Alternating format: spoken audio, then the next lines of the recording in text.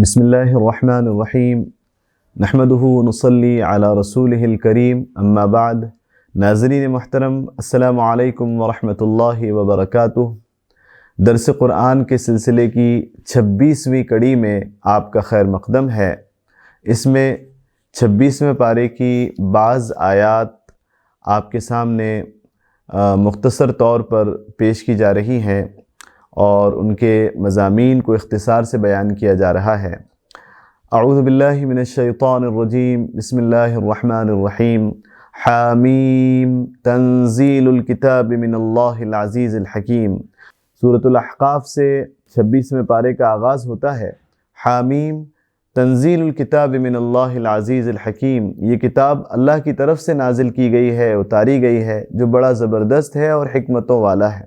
ما خلقنا السماوات والارض وما بینہما الا بالحق، آسمان اور زمین اور ان کے درمیان جو مخلوق ہے ہم نے انہیں نہیں بنایا مگر حق کے ساتھ، یعنی مقصد کے لیے۔ وَأَجَلٍ مُّسَمَّى، اور ایک وقت مقرر تک کے لیے جو بالکل طے شدہ ہے، اس کا نام بنام وقت مقرر کیا گیا ہے، مسمى ہے۔ یہاں اللہ تعالیٰ نے اس آیت میں 3 باتیں بیان فرمائی ہیں۔ یہ کائنات جو ہمیں نظر آتی ہے اپنے آس پاس، یہ آسمان، یہ زمین، یہ خود بخود نہیں بنی ہے، نہ ایسا ہے کہ یہ ہمیشہ سے موجود ہے، اور نہ ایسا ہے کہ یہ ہمیشہ موجود رہے گی، اور نہ ایسا ہے کہ یہ بلا وجہ ہے، اس کا کوئی مقصد نہیں ہے۔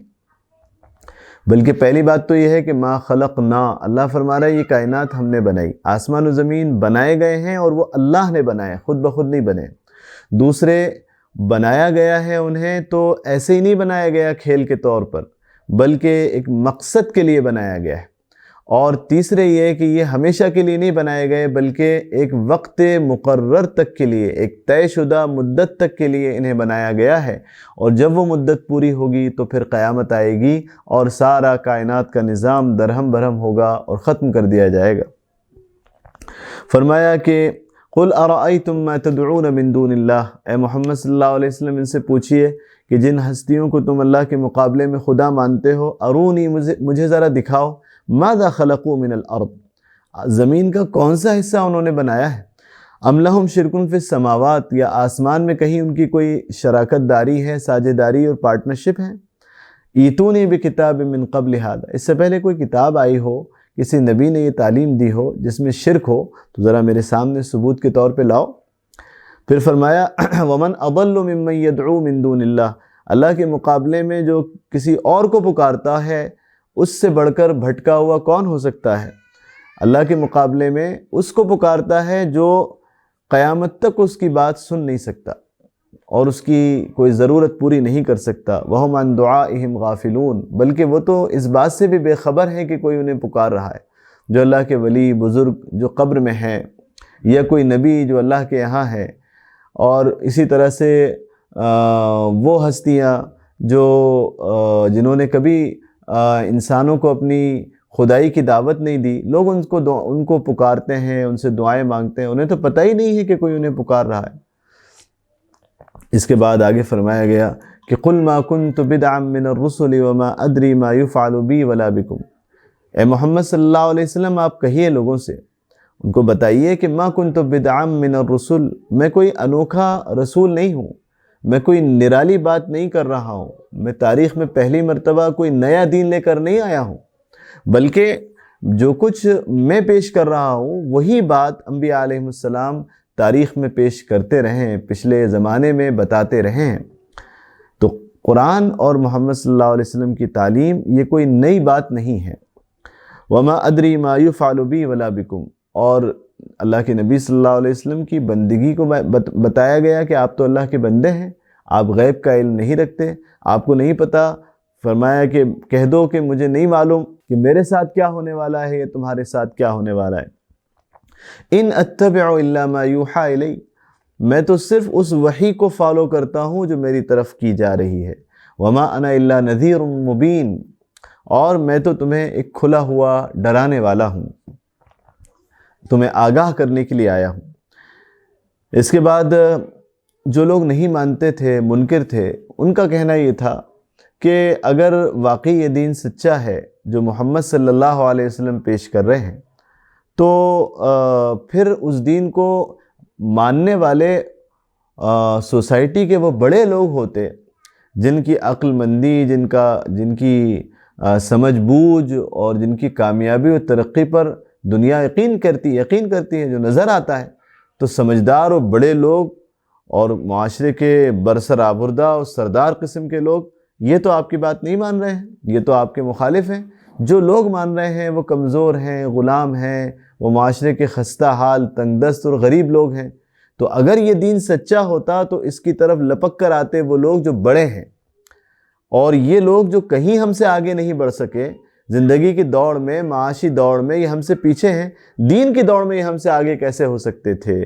اس کا مطلب یہ ہوا کہ تمہارا دین ہی صحیح نہیں۔ یہ بالکل الٹی منطق اور یہ الٹی بات وہ کیا کرتے تھے۔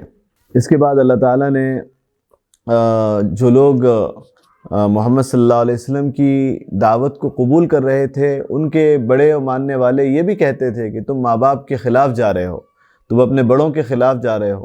تو اللہ تعالیٰ نے ماں باپ کی عظمت کو بھی بتایا ہے، ان کے حقوق کو بھی بتایا ہے، لیکن شرک کرنے میں اور اللہ کی نافرمانی میں ماں باپ کی بات نہیں مانی جائے گی۔ اس کا ذکر قرآن کریم میں کئی جگہ فرمایا گیا۔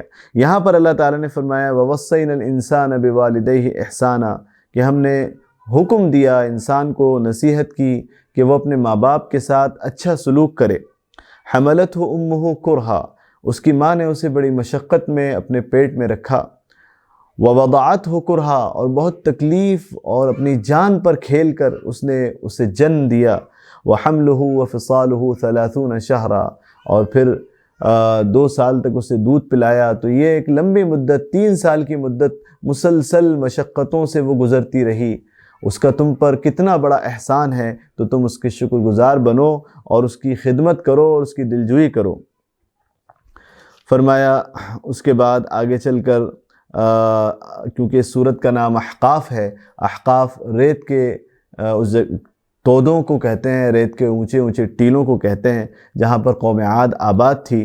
قوم عاد کی طرف بھی اللہ نے انہی تعلیمات کے ساتھ، انہی حقیقتوں کو لے کر، اسی دین کو لے کر حضرت ہود علیہ السلام کو بھیجا تھا، لیکن ان لوگوں نے بھی حضرت ہود کی تعلیمات کو رد کر دیا، ان کو نبی ماننے سے انکار کر دیا، اور ان سے بھی انہوں نے یہی کہا کہ اگر واقعی اللہ کا کوئی عذاب ہے جس کی تم ہمیں دھمکی دے رہے ہو، تو اور اس بنیاد پہ دے رہے ہو کہ اگر ہم نے تمہیں جھٹلایا تو اللہ کا عذاب آئے گا، چلو جاؤ ہم نے تمہیں جھٹلا دیا، اب اگر واقعی سچے ہو تو لے آؤ اللہ کا عذاب۔ تو وہی جواب انہوں نے دیا جو ہر نبی دیتا ہے کہ انما العلم عند اللہ، عذاب کب آئے گا یہ مجھے نہیں معلوم، یہ علم تو اللہ کے پاس ہے، میرا کام تو ہے کہ پیغام پہنچانا۔ وَأُبَلِّغُكُم مَّا أُرْسِلْتُ بِهِ إِلَيْكُمْ، جس پیغام کو دے کر مجھے بھیجا گیا ہے میں تمہیں وہ پیغام دے رہا ہوں۔ عذاب لانا نہ لانا یا کب لانا یہ اللہ تعالیٰ کا فیصلہ ہے۔ بہرحال یہ ہوا کہ اس قوم پر اللہ کا عذاب آیا۔ وہ قوم بڑی طاقتور تھی، مضبوط تھی، اسے اپنی طاقت کا بڑا غرہ تھا، ان کے جسم بھی بڑے ڈیل ڈول، بڑے مضبوط ہوا کرتے تھے۔ تو اللہ تعالیٰ کا پھر جب عذاب آیا تو فلما رأوه عارضا مستقبل اودیتهم قالوا هذا عارض ممطرنا، تو ان لوگوں نے یہ دیکھا کہ عذاب جب آیا تو انہیں نظر آیا کہ آسمان پر بادل چھائے ہوئے ہیں اور بادل ان کی طرف بڑھ رہے ہیں، تو انہیں خوشی ہوئی دیکھ کر۔ اللہ کے عذاب کو وہ عذاب نہیں سمجھ پائے، انہیں خوشی ہوئی کہ ارے واہ اب تو بارش آ رہی ہے، بادل نظر آ رہا ہے، اب خوب بارش ہوگی۔ تو بل ہوا ما استعجلتم بھی، لیکن وہ اللہ کا عذاب تھا جس کی یہ عجلت مچا رہے تھے۔ ریح فیہا عذاب علیم، ایک بڑی آندھی تھی زور کی، فیہا عذاب علیم، اس میں ایک دردناک عذاب تھا۔ ایسی آندھی چلی، ایسی آندھی چلی، کیونکہ یہ لوگ بڑے طاقتور تھے اور اپنی طاقت کا گھمنڈ کرتے تھے۔ من اشد منا قوہ، ہم سے بڑھ کر کون طاقتور ہے یہ کہا کرتے تھے۔ تو کہتے ہیں کہ طاقت کہ تمہیں تو ہوا میں اڑا دیا جائے گا، اللہ تعالیٰ نے بھی ان کو ہوا میں اڑایا۔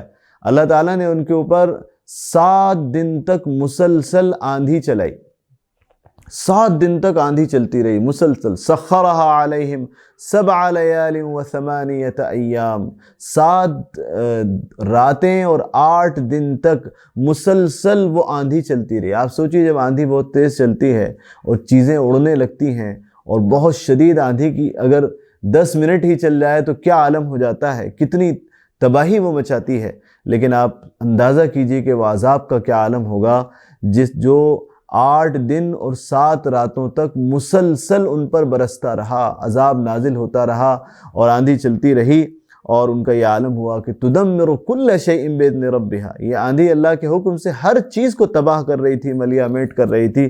وہاں پر یہ ہوا کہ گویا کہ ان کو بری طرح سے دھو ڈالا گیا، پٹک پٹک کے مارا گیا، ان کے بڑے بڑے جسم کو ادھر سے ادھر توڑ پھوڑ دیا گیا، اور پھر یہ زمین پر فَأَصْبَحُوا لَا يُرَىٰ إِلَّا مَسَاكِنُهُمْ، وہاں سب کے سب ختم ہو گئے، صرف وہاں پر ان کے پرانے مکانات و کھنڈرات نظر آتے ہیں۔ فرمایا کہ اللہ نے ان کو بھی وَلَقَدْ مَكَّنَّاهُمْ، اللہ نے پھر مشرکین مکہ کو خطاب کیا کہ دیکھو ہم نے ان کو بھی اقتدار دیا تھا زمین میں، بڑی طاقت دی تھی، مَا إِن مَكَّنَّاكُمْ فِي، اتنی طاقت تو ہم نے تمہیں بھی نہیں دی ہے جو تم اتنا اکڑ رہے ہو۔ وَجَعَلْنَا لَهُمْ سَمْعًا وَأَبْصَارًا وَأَفْئِدَةً، ان کو بھی سننے سمجھنے اور سوچنے کی صلاحیت دی تھی، لیکن انہوں نے کسی طاقت و صلاحیت سے کام نہیں لیا اور فائدہ نہیں اٹھایا، نتیجہ یہ ہوا کہ اللہ نے انہیں تباہ کر دیا۔ تم بھی اسی روش پر ہو، اللہ کے دین کو، اس کے بھیجے ہوئے نبی کو جھٹلا رہے ہو، تم پر بھی اللہ کا جب عذاب آئے گا تو تمہاری طاقت، قوت، اثر و رسوخ، تمہارا مذہبی تقدس جس کی دھوس جمی ہوئی ہے پورے عرب میں، تمہارے کوئی کام آنے نہیں والی، اللہ کے عذاب سے تمہیں نہیں بچانے والی۔ بہرحال لوگوں نے نہیں مانا۔ اللہ کے نبی صلی اللہ علیہ وسلم نے طائف کا سفر کیا، جب مکے کے لوگوں نے جو ماننے والے تھے مان چکے تھے، اور بعد میں پھر صرف شریر لوگ رہ گئے تھے اور وہ تسلیم کرنے کو تیار نہیں تھے، تو آپ نے طائف کا سفر کیا جو ایک قریب میں شہر ہے۔ وہاں پر بھی لوگوں نے انکار کر دیا اور رد کر دیا، تو اللہ تبارک و تعالیٰ نے جنوں کا ایک گروہ وہاں بھیجا، جنات وہاں پہنچے۔ وَإِذْ صَرَفْنَا إِلَيْكَ نَفَرًا مِّنَ الْجِنِّ يَسْتَمِعُونَ الْقُرْآنَ، آپ صلی اللہ علیہ وسلم کے ساتھ طائف میں بدسلوکی کی گئی تھی، لوگوں نے آپ پر آوازیں کسے تھے، بات سننے سے انکار کر دیا تھا، آپ کو الٹیمیٹم دیا تھا کہ فوراً نکل جاؤ یہاں سے، آپ کو وہاں سے خالی ہاتھ واپس آنا پڑا، کسی نے آپ کی بات نہیں مانی، لوگوں نے آپ کو پتھر مارے، آپ خون میں آپ کے جوتے بھر گئے، آپ جو ہے لہو لہان ہو گئے، ایک جگہ آپ بیٹھے ہوئے تھے، بڑے افسردہ تھے، تکلیف میں تھے، آپ نے اللہ تعالیٰ سے دعا بھی مانگی، اللہ یہ تو دیکھ رہا ہے میرا حال، اور جو کچھ میرے ساتھ ہوا تو جانتا ہے، اے اللہ اگر تو مجھ سے ناراض نہیں ہے تو مجھے اس کی کوئی پرواہ نہیں، اگر تو خوش ہے تو مجھے کوئی پرواہ نہیں، لیکن تیری عافیت اور تیرا رحم و کرم مجھے چاہیے اور میں اس کا طلبگار ہوں۔ حضرت اللہ کے نبی صلی اللہ علیہ وسلم کو اللہ تعالیٰ نے آپ کی دعا سنی اور فرشتے کو بھیجا اور کہا گیا کہ آپ بتائیے تو ان کو یہیں ہلاک کر دیا جائے، پہاڑیوں کو ملا دیا جائے اور ان کو تباہ کر دیا جائے۔ آپ صلی اللہ علیہ وسلم نے فرمایا نہیں، ہو سکتا ہے کہ اللہ تعالیٰ ان کی نسلوں میں ایسے لوگ پیدا کرے جو دین اسلام کے علم بردار بنے اور اسلام قبول کریں۔ تو اللہ کے نبی صلی اللہ علیہ وسلم نے ان پر عذاب کو گوارا نہیں کیا۔ اس کے بعد پھر ایک جگہ آپ بیٹھے ہوئے تھے، آپ نے فجر کی نماز غالباً رات میں رک گئے تھے ایک باغ میں ایک جگہ پر، تو وہاں پر آپ نماز پڑھ رہے تھے، تو اس وقت جنات کا گروہ گزرا اور اس نے قرآن سنا اور وہ ایمان لے آیا۔ اللہ تعالیٰ نے اس واقعے کی خبر اس صورت میں دی ہے کہ آپ یہ سمجھ رہے ہیں کہ یہ لوگ زمین والے آپ کو جھٹلا رہے ہیں، اللہ نے انتظام کیا، جنات آپ پر ایمان لے آئے ہیں۔ اس کے بعد جنات کا ذکر ہے کہ وہ کس طرح سے اپنی قوم میں گئے اور انہوں نے دعوت و تبلیغ کا کام شروع کیا۔ سورہ محمد پڑھی گئی، اس میں اللہ نے فرمایا الذین کفروا وصدوا عن سبیل اللہ اضل اعمالهم والذین آمنوا وعملوا الصالحات وآمنوا بما نزل على محمد وهو الحق من ربهم کفر عنهم سیئاتهم واصلح بالهم۔ دو گروہوں کا ذکر کیا، ایک تو وہ لوگ ہیں جنہوں نے خود بھی کفر کیا اور دوسروں کو بھی اللہ کے راستے سے روکا، اور اللہ نے اس کے بدلے میں ان کے سارے اعمال کو رائے گاں کر دیا اور ان کا سارا کارنامہ حیات بیکار ہو گیا، وہ تباہ و برباد ہوئے اور ہو کے رہیں گے۔ اور دوسری طرف وہ گروہ ہے جو ایمان لایا اور نیک اعمال کیے، اور وآمنوا بما نزل علی محمد، جو محمد صلی اللہ علیہ وسلم پر اللہ کا کلام نازل ہوا ہے اس پر ایمان لائے، جو اللہ کی طرف سے حق ہے۔ اللہ نے ان کی تکلیفیں دور کر دیں، ان کی برائیاں دور کر دیں، ان کی زندگیوں کو سنوار دیا، ان کے گناہوں کو معاف کر دیا اور ان کے حال کو درست فرما دیا، اور آئندہ بھی درست فرمائے گا۔ تو یہ دو گروہوں کی پوزیشن اس میں بیان کی گئی۔ کہ جو دو گروہ آمنے سامنے ہیں، خاص طور سے بدر میں جو واقعہ پیش آنے والا تھا، اللہ تعالیٰ نے اس کے تعلق سے فرمایا کہ یہ دو لوگ ہیں جن کی دونوں کی یہ پوزیشن ہے۔ اللہ تعالیٰ نے اس کے بعد پھر جنگ بدر سے متعلق، قیدیوں سے متعلق، مال غنیمت سے متعلق کچھ ضروری جنگی احکامات بیان فرمائے۔ اس کے ساتھ ہی اس پس منظر میں یہ فرمایا، یا ایھا الذین آمنوا ان تنصروا اللہ ینصرکم ویثبت اقدامکم۔ غزوہ بدر قریب تھا اور اس میں فیصلہ ہونے والا تھا مکے کے مشرکین کے درمیان اور اللہ کے نبی صلی اللہ علیہ وسلم اور آپ کے صحابہ کے درمیان کہ کون حق پر ہے اور کس کے ساتھ اللہ کی مدد ہے۔ تو ذہن میں آتا ہے کہ اللہ کو اپنا دین غالب کرنا تھا، تو پھر ہماری ضرورت کیا تھی؟ اللہ تو خود ہی کر سکتا ہے۔ تو اس کا یہاں پر اس سوال کو بغیر ذکر کیے ہوئے جواب دیا جا رہا ہے کہ وَلَوْ يَشَاءُ اللَّهُ لَانتَصَرَ مِنْهُمْ وَلَكِنْ لِيَبْلُوَ بَعْضَكُمْ بِبَعْضٍ۔ فرمایا کہ اگر اللہ چاہے تو خود ہی سارے کام کر لے، خود ہی اپنے دشمنوں سے انتقام لے لے، خود ہی ظالموں، فاسقوں، فاجروں، سرکشوں اور ظالموں سے انتقام لے لے ہمیں تو، اور اس کو تمہاری ضرورت نہ پڑے، لیکن اللہ تمہیں استعمال کرنا چاہتا ہے۔ وَلَكِنْ لِيَبْلُوَ بَعْضَكُمْ بِبَعْضٍ، اللہ چاہتا ہے کہ تمہاری آزمائش ہو، تمہیں ایک دوسرے کے ذریعے سے آزمایا جائے۔ اور اس کے بعد مسلمانوں سے کہا گیا کہ ان تنصروا اللہ، اللہ کے دین کی اگر تم مدد کرتے ہو، ینصرکم، اللہ بھی تمہاری مدد کرے گا۔ تو اللہ کی مدد کیسے آئے گی؟ صرف اس وجہ سے کہ تم مسلمان ہو اللہ کی مدد آ جائے، ایسا نہیں ہوگا، بلکہ تم اللہ کے دین کے علم بردار بنو گے، اس کے دین کی مدد کرو گے تو اللہ تبارک و تعالیٰ تمہاری مدد کرے گا۔ اس کے بعد فرمایا گیا ان اللہ يدخل الذین آمنوا وعملوا الصالحات جنات تجری من تحتها الانہار۔ جو لوگ دین کی مدد کر رہے ہیں، اللہ کی راہ میں اپنی جانیں، اپنے مال قربان کر رہے ہیں اور بڑے ظلم و ستم سہ رہے ہیں تاکہ اللہ کا دین اس کے بندوں تک پہنچے، تو ایسے نیک لوگوں کو اللہ اپنی رحمت میں داخل کرے گا، جنت میں داخل کرے گا، جن کے نیچے نہریں بہتی ہوں گی۔ اس کے مقابلے میں جو دوسری قوم ہے جو اللہ کو نہیں مان رہی، اس کے نبی کو رد کر رہی ہے، ٹھکرا رہی ہے اور جھٹلا رہی ہے، تو فرمایا یأکلون یتمتعون ویأکلون کما تأکل الانعام۔ ان کی زندگی ایسے گزر رہی ہے جیسے جانوروں کی گزرتی ہے، کہ کھا رہے ہیں اور عیش کر رہے ہیں، زندگی کا کوئی اس سے بالاتر کوئی مقصد نہیں ہے۔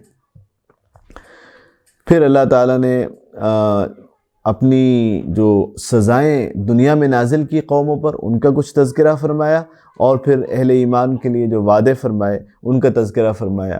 جنت کی کچھ مثال، جنت کا کچھ حال بیان کیا گیا کہ وہ جنت جس کا متقیوں سے وعدہ کیا گیا ہے، فیہا انہار من ماء غیر آسن، اس میں پانی کی نہریں بہتی ہوں گی، جو پانی بالکل شفاف ہوگا، نتھرا ہوا ہوگا، اس کے اندر کوئی کدورت نہیں ہوگی، وہ پانی اس کا رنگ، بو، ذائقہ نہیں بدلے گا۔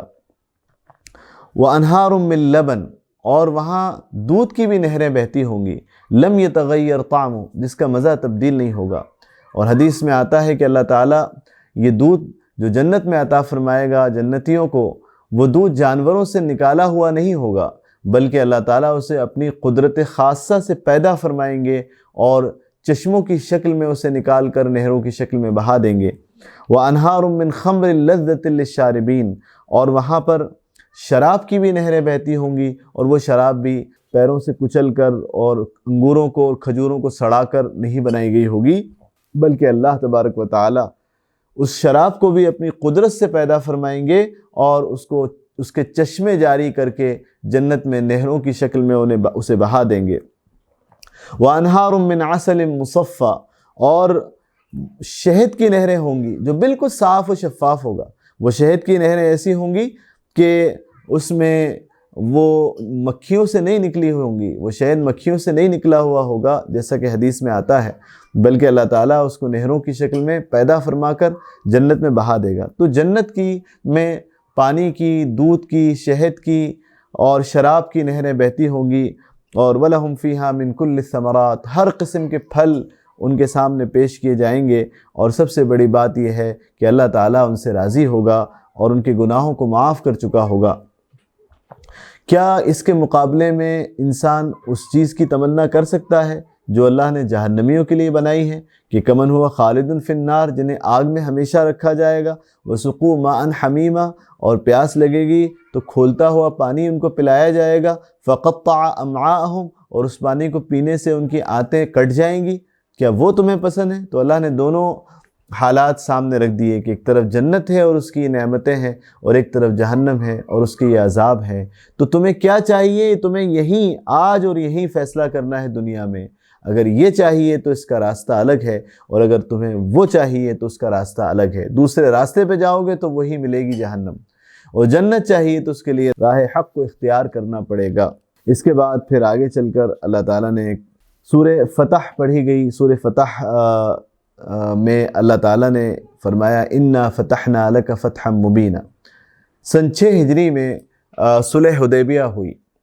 اللہ کے نبی صلی اللہ علیہ وسلم مکہ مکرمہ تشریف لائے تھے، آپ کو خواب میں دکھایا گیا تھا کہ آپ عمرہ کرنے والے ہیں، اور نبی کا خواب سچا ہوتا ہے تو فوراً صحابہ رضی اللہ تعالیٰ عنہم ساتھ ہو گئے۔ 1400 لوگوں کا لشکر بغیر تیاری اور بغیر لڑائی کے صرف عمرے کی غرض سے مکہ مکرمہ پہنچا، اور وہاں پہنچ کر ان لوگوں نے عمرے سے روکا، تو پھر ایک صلح ہوئی جس کا واقعہ بہت تفصیلی ہے۔ بظاہر ایسا لگتا تھا، کیونکہ واقعہ تفصیلی ہے، اس کا ذکر کیا جائے گا تو خود اس میں 20-25 منٹ ہو جائیں گے، اس لیے آپ اسے تفسیر کی کتاب میں پڑھ لیں۔ یہاں صرف یہ عرض کیا جاتا ہے کہ سورہ فتح نازل ہوئی اس وقت جب کہ آپ صلی اللہ علیہ وسلم نے صلح حدیبیہ کا معاہدہ کر لیا تھا۔ یہ سمجھا جا رہا تھا کہ یہ معاہدہ جھک کر کیا گیا ہے، یہ گویا کہ مسلمانوں کو اس سے جھٹکا لگا ہے، ان کی شان و شوکت کو، ان کی عزت و وقار کو، اور وہ کفار اور مشرکین مکہ کے سامنے جھک گئے ہیں۔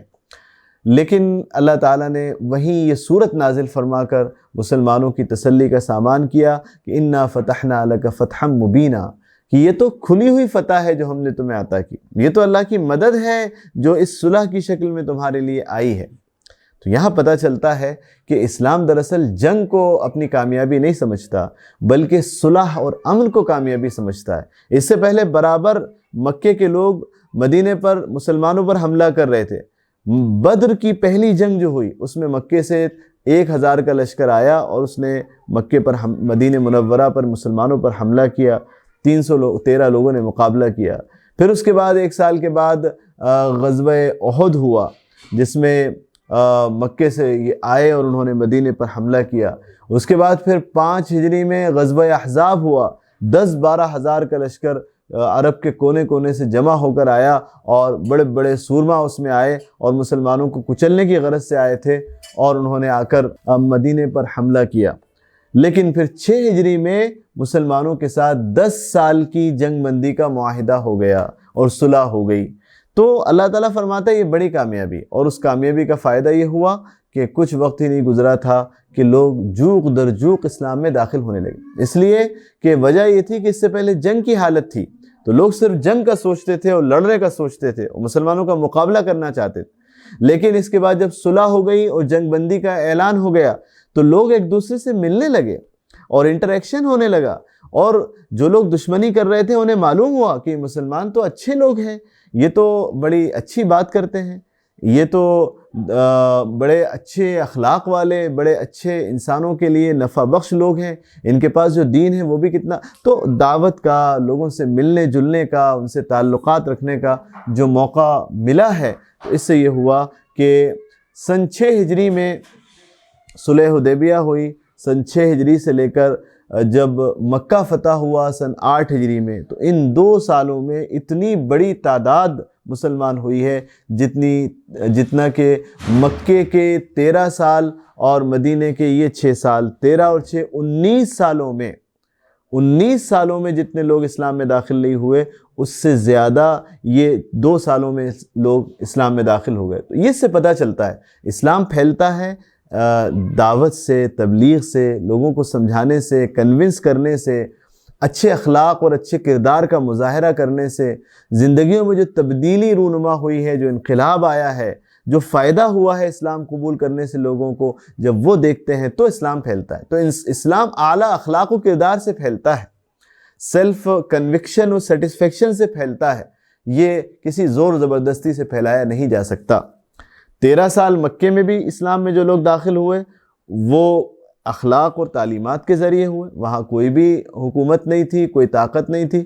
اس کے بعد جب حکومت رہی تب بھی لوگ، کسی کو مجبور نہیں کیا گیا. لوگ اسلام میں داخل ہوئے تو اچھے اخلاق اور تعلیمات کے ذریعے سے ہوئے، اور اس کے بعد میں بھی ایسا ہی ہوتا رہا. اس کے بعد پھر آگے چل کر ہم کئی چیزوں کو چھوڑتے ہوئے آگے بڑھتے ہیں تو سورہ حجرات سامنے آتی ہے. سورہ حجرات میں اللہ تعالیٰ نے ادب سکھایا مسلمانوں کو کہ اللہ اس کے رسول کا جب حکم سامنے آ جائے تو ان سے کبھی آگے مت بڑھو. اللہ کے رسول صلی اللہ علیہ وسلم کی عزت اور آپ کی تعظیم کرو. ان کے سامنے بلند آواز سے بات نہ کرو، اونچی آواز میں بات نہ کرو، کیونکہ یہ جان لو کہ یہ اللہ کے نبی تمہارے درمیان ہے. یہ اپنی بات، اپنی رائے نہیں پیش کرتے ہیں، یہ اللہ کا حکم پیش کرتے ہیں. تو تم ان کی مخالفت کرو گے اور ان کی بات کو کاٹو گے تو دراصل تم وحی کی مخالفت کرنے والے شمار ہوگے. اس لیے ان کی تعظیم تمہیں کرنا ہوگی. اور اس کے بعد آگے فرمایا گیا سورہ حجرات کے دوسرے رکوع پہ ہم آ جاتے ہیں ڈائریکٹ چھوڑتے ہوئے.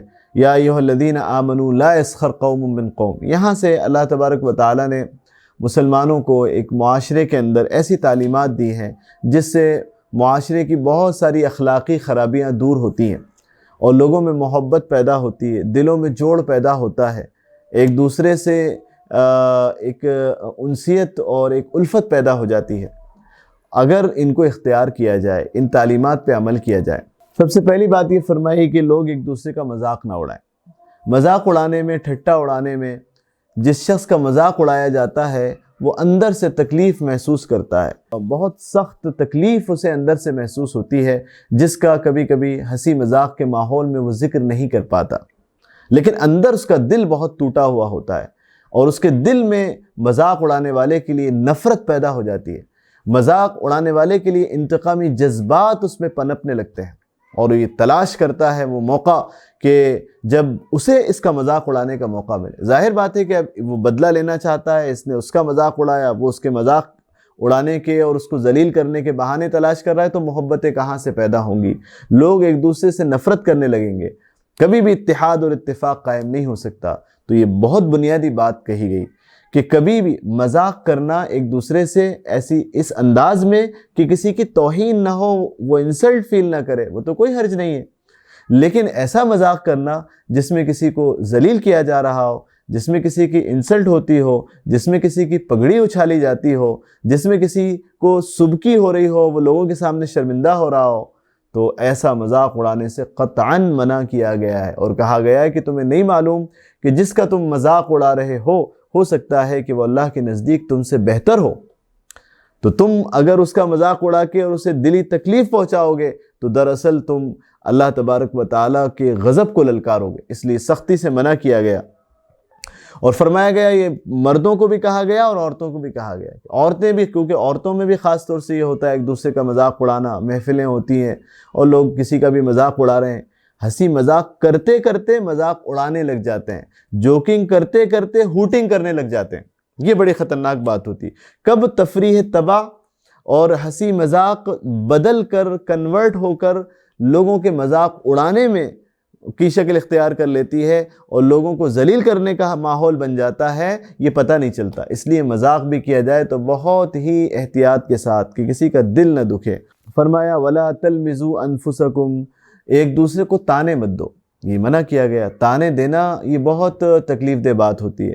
سیدھے سیدھے اگر بات کی جائے تو وہ بھی تکلیف دہ ہو سکتی ہے، تکلیف دہ بات تکلیف دہ ہوتی ہے، لیکن اس کی کڑواہٹ کچھ وقت کے بعد ختم ہو جاتی ہے.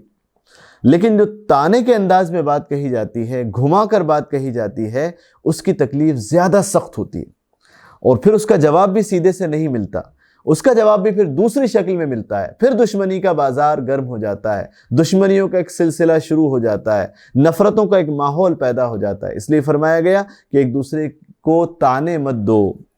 فرمایا وَلَا تَنَابَزُوا بِالْأَلْقَابِ، ایک دوسرے کو برے لقبوں سے مت پکارو. لوگوں میں اکثر ہوتا ہے کسی کو کچھ بھی کہنے لگ جاتے ہیں، کسی کو کچھ کہہ دیا، کسی کو کاڑا کہہ دیا، کسی کو لنگڑا کہہ دیا، کسی کو چھوٹو کہہ دیا، کسی کو کچھ بھی ایسی بات کہہ دی جسے وہ پسند نہیں کرتا. نام دے دیتے ہیں جس کو ہم اپنی عام زبان میں کہتے ہیں چڑ رکھنا. اس کا بہت بچوں میں ہوتا ہے رواج، بڑوں میں بھی ہونے لگتا ہے، بڑے بھی بچے بن جاتے ہیں، انہیں بھی بہت مذاق سوچتا ہے. تو کسی کی بھی کوئی چڑ بنا دی، کسی کو بھی کوئی لقب دے دیا، کسی پہ بھی کچھ کسی سے جوڑ دیا۔ اب تم نے تو ایک بار جوڑ دیا اور فارغ ہو گئے، لیکن لوگوں نے اسے سن لیا اور لوگوں کو مزہ آ گیا اور لوگ اس سے کا مذاق اڑانے لگ گئے، اور وہ دھیرے دھیرے بیچارے کا اس کا وہ ٹائٹل بن گیا۔ لوگ اسے اس نام سے یاد کرنے لگے، کچھ بھی کہنے لگے، پھکنا، ٹڈا، بھیڑا، اندھا، کچھ بھی، وہ تیڑا، وہ کچھ بھی، استغفر اللہ، معاذ اللہ۔ یہ صرف ہنسی کی بات نہیں ہے، عجیب عجیب طرح کے لقبوں سے لوگوں کو نواز دیا جاتا ہے، جس سے ان کی چھوی بگڑ جاتی ہے، ان کی سیلف اسٹیم کو، ان کے سیلف رسپیکٹ کو سخت جھٹکا لگتا ہے، سخت چوٹ پہنچتی ہے، اس سے وہ اندر سے کڑ جاتے ہیں، اندر سے ان کے اندر انتقام کا جذبہ پیدا ہو جاتا ہے۔ اور کس کس سے انتقام لیں گے؟ معاشرے میں خرابی پھیل جاتی ہے، ہر کوئی ان کو چڑھا رہا ہے، اس نے برے نام سے یاد کر رہا ہے۔ اس لیے فرمایا گیا وَلَا تَنَابَزُوا بِالْأَلْقَابِ، ایک دوسرے کو برے لقب مت دے دینا۔ تم تو ایک بار کہہ دو گے اور وہ لقب چل پڑا تو اس کی شخصیت کا تو ستیہ ناس ہو جائے گا، اس کی شخصیت تو لوگوں کے طعن و تشنیع اور مذاق اور بے عزتی اور توہین کا نشانہ بن جائے گی۔ اس لیے تم ہوشیار رہو، تم سب کے گناہ تم پر لاد دیے جائیں گے۔ فرمایا بئس الاسم الفسوق بعد الایمان، ایمان لانے کے بعد فسق میں نام پیدا کرنا یہ سب سے بڑی خطرناک بات ہے اور سب سے بری بات ہے کہ آدمی مسلمان بھی ہو، نماز بھی پڑھتا ہو، روزے بھی رکھتا ہو، اور پھر کسی کا مذاق بھی اڑائے، اللہ کے سامنے سر جھکاتا ہو، سجدہ کرتا ہو، اللہ سے محبت کے دعوے کرتا ہو، اور اسی اللہ کے دوسرے بندوں کو وہ تکلیف پہنچاتا ہو، اذیت دیتا ہو، ان کی توہین کرتا ہو، ان کو ذلیل کرتا ہو۔ یہ چیز بڑی خطرناک ہے۔ فرمایا کہ جس نے توبہ، اگر کسی نے ایسا کیا بھی ہے تو توبہ کر لے، صاف کہہ دیا گیا وَمَن لَمْ يَتُبْ، جس نے توبہ نہیں کی فَأُولَئِكَ هُمُ الظَّالِمُونَ، اپنا بڑا نقصان کرنے والے ہیں، بڑے ظالم ہیں۔ فرمایا اس کے بعد یا ایھا الذین آمنوا اجتنبوا کثیرا من الظن، اے ایمان والو بہت سے گمانوں سے بچو، بدگمانی سے منع کیا گیا۔ ہوتا یہ ہے کہ آدمی بلا وجہ کسی کے بارے میں برے گمان پال لیتا ہے، کوئی کہیں کھڑا ہوا ہے تو اب اپنے سے سوچ لیا کہ یہ اس لیے کھڑا ہوا ہوگا، کوئی کسی سے بات کر رہا ہے تو یہ سمجھ لیا کہ میرے خلاف بول رہا ہوگا، کوئی کہیں سے گزر رہا ہے، کہیں جا رہا ہے تو اس کے بارے میں برا سمجھ لیا کہ یہ اسی لیے جاتا ہے۔ بلا وجہ کسی کے بارے میں برا گمان کرنا یہ خود اپنے آپ میں گناہ ہے، یعنی اس کو کوئی نقصان نہیں پہنچا رہے، اس کے ساتھ کوئی گالی گلوچ نہیں کی جا رہی، اس سے کوئی معاملہ ہی نہیں ہو رہا ہے، لیکن صرف اپنے دل کے اندر اس کے بارے میں برے خیالات پیدا کر لیے، اس کے بارے میں یہ سوچ لیا کہ یہ برا انسان ہے، یہ برا کام کرتا ہوگا، اس کی تو کمائی خراب ہوگی، اس کے تو برے لوگوں سے تعلقات ہیں، یہ تو برا انسان ہے، یہ تو اچھا انسان نہیں ہے۔ یہ سوچنا اپنے آپ میں گناہ ہے۔ آپ دیکھیے وہ اپنی دنیا میں جی رہا ہے، آپ اپنی دنیا میں ہیں، بلا وجہ کا ایک گناہ ہے جو آپ نے اپنے سر لیا، اس کے بارے میں بدگمانی کر کے برا خیال دل میں لا کر آپ بلا وجہ اپنے گناہوں کا گھڑا بھرتے چلے جا رہے ہیں، اس لیے اس سے منع کیا گیا۔ پھر فرمایا فرمایا ان بعض الظن اثم، کچھ گمان یعنی بدگمانیاں گناہ ہیں، اس لیے بچنا چاہیے۔ فرمایا ولا تجسسوا، لوگوں کی ٹوہ میں مت پڑو۔ یہ بہت لوگوں میں ہوتا ہے کہ ذرا معلوم کرنا کہ دیکھو تو یہ کس سے تعلق ہے اس کا، دیکھو تو یہ کس سے بات کرتا ہے، دیکھو تو یہ فلاں کہاں جا رہی ہے، دیکھو تو فلاں کے یہاں کون آتا ہے، دیکھو تو فلاں کیا کر رہا ہے، کتنا کماتا ہے، کہاں کماتا ہے۔ ٹوہ لینا لوگوں کے وہ حالات جو اللہ نے چھپا کے رکھے ہیں، بلا وجہ جھانکنے کی کوشش کرنا، لوگوں کے نجی خط پڑھنا، لوگوں کے نجی کال دیکھنا، کسی کا نجی فون دیکھنے کی کوشش کرنا، کسی کے خط پڑھنے کی کوشش کرنا، کسی کے دیوار سے کان لگا کے سننا کہ کیا باتیں کر رہا ہے، کس سے کیا کہتا ہے۔ نہیں، لوگوں کو ان کے حال پہ چھوڑو، اپنی فکر کرو بھائی، جو کر رہا ہے اس کا اور اللہ کا معاملہ ہے۔ اگر تمہیں کسی کے بارے میں کوئی بری بات پتہ چلے تو اس کی اصلاح کی کوشش کرو، لیکن بلا وجہ لوگوں کے چھپے ہوئے حالات اور اندرونی حالات، ان کی نجی زندگی میں انٹرفیئر کرنا، اس سے منع کیا گیا ہے۔ کتنی بڑی تعلیم ہے اسلام کی کہ ولا تجسسوا، بلا وجہ لوگوں کے حال جاننے کی کوشش مت کرو۔ ولا یغتب بعضکم بعضا، پھر اس کے بعد فرمایا گیا کہ ایک دوسرے کی غیبت مت کرو۔ غیبت کیا ہوتی ہے؟ پیٹھ پیچھے کسی کے بارے میں ایسی بات کہنا کہ اگر اس کے سامنے کہی جائے تو اسے تکلیف پہنچے، اس کو غیبت کہا جاتا ہے۔ اللہ کے نبی صلی اللہ علیہ وسلم نے فرمایا ذکرک اخاک بما یکرہ، اپنے بھائی کا ایسا تذکرہ کرنا جس کو وہ پسند نہ کرتا ہو، کہ اگر وہ موجود ہوتا تو اسے اچھا نہیں لگتا. یعنی غیبت کا مطلب یہ نہیں کہ بہت بڑی بڑی جھوٹی سچی باتیں کہی جا رہی ہیں، الزام لگائے جا رہے ہیں، نہیں نہیں نہیں. ذکر کا اخاک بما یکرہ، غیبت اس کو کہا جاتا ہے کہ کوئی شخص موجود نہیں ہے، تم اس کے بارے میں ایسی بات کرو کہ اگر وہ موجود ہو تو اسے تکلیف ہو. تو ایسی بات کرنا غیبت ہے، اور اس کو حرام قرار دیا گیا، اور اتنا بڑا گناہ قرار دیا گیا کہ ایحب احدکم ان یأکل لحم اخیہ میتا فکرہتموہ، کیا تم یہ پسند کرتے ہو، تم میں سے کوئی یہ پسند کرتا ہے کہ وہ اپنے مردار بھائی کا گوشت کھائے؟ تو غیبت کرنا ایسا گناہ ہے جیسے اپنے مردار بھائی کا گوشت کھانا گناہ ہے. اتنی بری و گندی چیز ہے، اللہ کو اتنی ناپسند ہے. تو حدیث میں اللہ کے نبی صلی اللہ علیہ وسلم جب یہ فرمایا، غیبت کی تعریف بیان فرمائی، تو ایک صحابی نے پوچھا ہے اللہ کے نبی کہ ان کان فی اخی ما اقول، کہ اگر واقعی میرے بھائی میں وہ برائی موجود ہو جو میں کہہ رہا ہوں، وہ خامی اس میں واقعی ہو جس کا میں تذکرہ کر رہا ہوں، تو کیا یہ بھی غیبت ہوگی؟ آپ نے فرمایا کہ یہی تو غیبت ہے.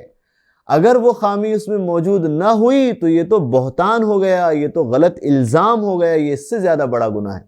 تو اس سے پتہ چلا کہ کسی کے بارے میں وہ بات کہنا، اس کے بارے میں وہ خامی اور وہ برائی بیان کرنا جو اس میں موجود ہی نہ ہو، یہ تو بہت بڑا گناہ، یہ الزام اور بہتان ہے.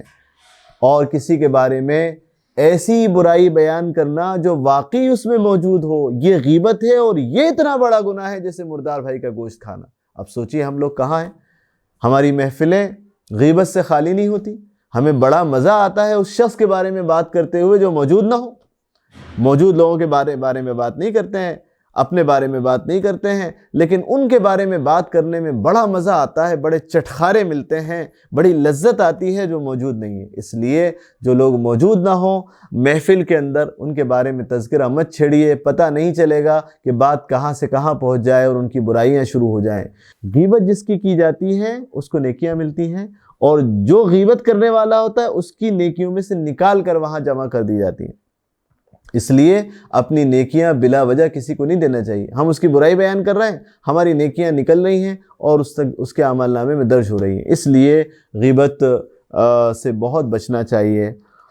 اس کے بعد فرمایا گیا یا ایھا الناس انا خلقناکم من ذکر و انثی. یہ آفاقی اسلام کی تعلیم دی گئی کہ اے انسانوں، سارے انسانوں کا آواز دی گئی، اے انسانوں انا خلقناکم من ذکر و انثی، ہم نے تم سب کو، چاہے تم مسلمان ہو، چاہے یہودی ہو، چاہے عیسائی ہو، چاہے جینی ہو، چاہے بدھسٹ ہو، چاہے تم ہندو ہو، چاہے پارسی ہو، چاہے دنیا کے کسی بھی مذہب کے ماننے والے ہو یا کسی بھی مذہب کو نہ مانتے ہو، تم کالے ہو، گورے ہو، تم غریب ہو، امیر ہو، تم یہاں کے ہو، کہیں اور کے ہو، اس زمانے کے ہو، کسی اور زمانے کے ہو، اے انسانوں سن لو، انا خلقناکم من ذکر و انثی، تم سب ایک ماں اور ایک باپ کی اولاد ہو، تمہارے ماں باپ ایک ہیں، تم سب بھائی بہن ہو، بھائی ہو، تمہاری رگوں میں ایک ہی ماں باپ کا خون دوڑ رہا ہے، تم سب کے درمیان ایک بلڈ ریلیشن ہے، خونی رشتہ ہے. یہ بتائیے کتنی بڑی تعلیم ہے. اس سے بڑھ کر کوئی تعلیم نہیں ہو سکتی. اس تعلیم سے بڑھ کر کسی تعلیم کے ذریعے دنیا میں امن و امان نہیں آ سکتا، دنیا میں انصاف نہیں ہو سکتا. کہ بتایا گیا کہ تمہارا رب بھی ایک ہے اور تم سب ایک ماں باپ کی اولاد ہو، سب کے سب ایک ہی آدم سے بنے ہو اور سب کے سب اللہ ہی کے بندے ہو، اس لیے سب ایک دوسرے سے محبت کرو. اور فرمایا گیا تمہارے درمیان کوئی اونچ نیچ نہیں ہے، کوئی چھوٹا کوئی بڑا نہیں ہے. فرمایا وَجَعَلْنَاكُمْ شُعُوبًا وَقَبَائِلَ لِتَعَارَفُوا، تم جو قوموں برادریوں میں الگ الگ خاندانوں قبیلوں میں رکھے گئے ہو، یہ صرف اس لیے ہے کہ تم ایک دوسرے کو پہچان سکو، تمہارا ایک تعارف ہو سکے. اس لیے نہیں کہ تم اونچے نیچے ہو، تم فخر کرو کہ میں شیخ ہوں، تم فخر کرو کہ میں سید ہوں، تم فخر کرو کہ میں آغا ہوں اور پٹھان ہوں، اور دوسرے جو ہیں فلاں ہیں اور فلاں ہیں. یہ سب اس لیے نہیں، یہ تو پہچان کے لیے. انسان اس لیے بڑا نہیں ہو جاتا کہ وہ سید ہے یا وہ پٹھان ہے، اور اس لیے چھوٹا نہیں ہو جاتا کہ وہ منصوری ہے اور وہ پنجارہ ہے اور وہ جولاہا ہے. یہ تو پہچان کے لیے ہے، یہ پیشے ہیں، یہ کاروبار ہے، یہ خاندان ہے، یہ تو ایک دوسرے کی پہچان کے لیے ہے. ان اکرمکم عند اللہ اتقاکم، اللہ کے نزدیک تم میں سب سے بڑا اور سب سے عزت دار وہ ہے جو سب سے زیادہ اللہ کا فرما بردار ہو، سب سے زیادہ اللہ کی نافرمانی سے بچنے والا ہو۔ تو کردار کے بلبوتے پہ انسان بڑا ہوتا ہے، صرف پیدائش کے اور نسب اور خاندان کے بلبوتے پر کوئی بڑا نہیں ہوتا اللہ کے نزدیک۔ یہ ساری جو دنیا کی جو جھگڑے ہیں اور دنیا کی جو نفرتیں ہیں کالے گورے کی اور اونچ نیچ کی، خاندانوں اور قبیلوں کی، ان سب کی جڑیں کاٹ دی گئیں۔ سارے انسان اللہ کے بندے ہیں، ساری کائنات جس نے بنائی ہے اس اللہ کے بندے ہیں، اور سارے انسان ایک ماں باپ کی اولاد ہیں۔ ان کے درمیان کوئی اونچ نیچ نہیں ہے، کوئی بھید بھاؤ نہیں کیا جا سکتا، سب ایک ہیں، برابر ہیں۔ حدیث شریف میں اللہ کے نبی صلی اللہ علیہ وسلم نے فرمایا کہ الناس سواسیۃ عند اللہ کاسنان المشط، اللہ کے نزدیک سارے انسان اس طرح بالکل برابر ہیں جس طرح کنگھی کے دندان برابر ہوتے ہیں۔ کنگھے کے جو دانت ہوتے ہیں، اگر ایک دانت بھی آگے نکل جائے تو سر چھل جائے اور خراش لگ جائے، کھروچ لگ جائے، تو پورے برابر دانت رکھے جاتے ہیں۔ اسی طرح سے فرمایا کہ سارے انسان اللہ کے نزدیک بالکل برابر ہیں جیسے کہ کنگھی کے دندانے۔ اب کوئی بڑا ہوتا ہے تو وہ اپنے کردار کے بلبوتے پہ ہوتا ہے۔ اس کے بعد سورہ قاف پڑھی گئی، اور اس میں اللہ تعالیٰ نے وہی بنیادی تعلیمات دی، توحید، رسالت اور آخرت کی، اور لوگوں کو بتایا کہ کس طرح اللہ کا نبی جو تعلیم پیش کر رہا ہے یہ وہی تعلیم ہے جو پچھلے انبیاء علیہ السلام لائے ہیں، اور ان تعلیمات کی زمین سے لے کر آسمان تک جتنی چیزیں ہیں وہ سب تائید کرتی ہیں، اسی کے مطابق ہیں۔ اور اللہ نے اپنی قدرت کی نشانیاں بتائیں، زمین سے کھیتیوں کا اگنا، آسمان سے پانی کا برسنا، اور یہ بتایا کہ جن جن لوگوں نے تاریخ میں انبیاء علیہ السلام کی دعوت کو ٹھکرایا ہے وہ ناکام ہوئے، ان پر اللہ کا عذاب آیا۔ اور اللہ ہر انسان سے ایسے تعلق رکھتا ہے، فرمایا کہ اتنا زیادہ اللہ سے قریبی تعلق ہے کہ فرمایا وَلَقَدْ خَلَقْنَا الْإِنسَانَ، کہ انسان کو ہم نے بنایا ہے، وَنَعْلَمُ مَا تُوَسْوِسُ بِهِ نَفْسُ، اور انسان کے دل میں جو خیالات آتے ہیں ہم ان سب کو جانتے ہیں، دل میں آنے والے ہر خیال سے اللہ واقف ہے۔ وَنَحْنُ أَقْرَبُ إِلَيْهِ مِنْ حَبْلِ الْوَرِيدِ، اور ہم اس کے اتنے قریب ہیں، شہ رگ سے بھی زیادہ قریب ہیں۔ تو اور اس کے فرشتے انسان کے ساتھ دو فرشتے لگے ہوئے ہیں، اِذْ يَتَلَقَّى الْمُتَلَقِّيَانِ عَنِ الْيَمِينِ وَعَنِ الشِّمَالِ قَعِيدٌ، دائیں اور بائیں دو فرشتے ہیں، مَا يَلْفِظُ مِنْ قَوْلٍ، جو بات کہتا ہے اور وہاں پر ایک تیار فرشتہ ہے اس بات کو ریکارڈ کر لیتا ہے، تو اس کا اعمال نامہ تیار ہو رہا ہے۔ تو اللہ تعالیٰ انسان کی کتنی قدر کرتا ہے کہ اللہ تبارک و تعالیٰ نے اسے بنایا، اور اس کے ساتھ یہ نظام بنایا کہ دو فرشتے ہیں جو بالکل تیار کھڑے ہوئے ہیں کہ یہ کچھ کہے گا اور اس کو ریکارڈ کریں گے۔